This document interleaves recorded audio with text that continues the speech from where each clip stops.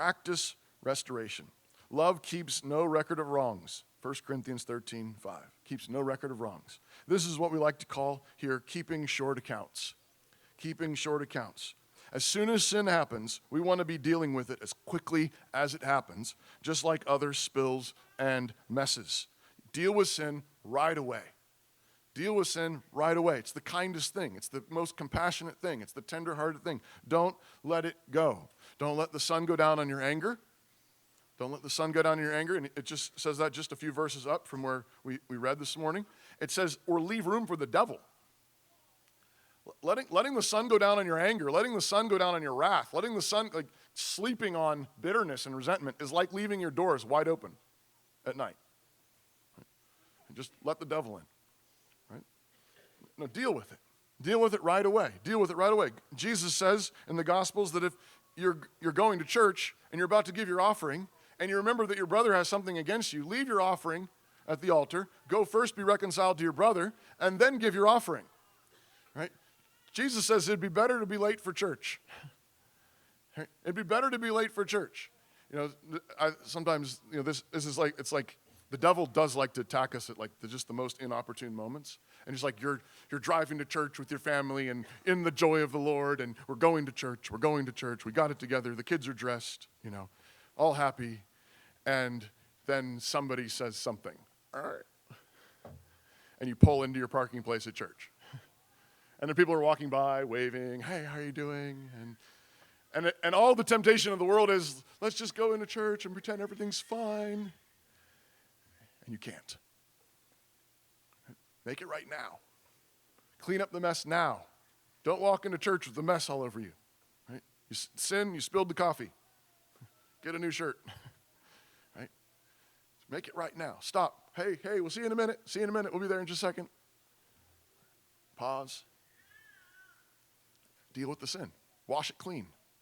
Okay, don't walk into the assembly as hypocrites. Don't walk into the assembly pretending to be in fellowship when you're not. Make it right. Be 5 minutes late, right? It'd be better to confess your sins in the car and be in fellowship and miss the confession of sin at the beginning of the service. Right? Do the real one. Do the real one. Come in and worship.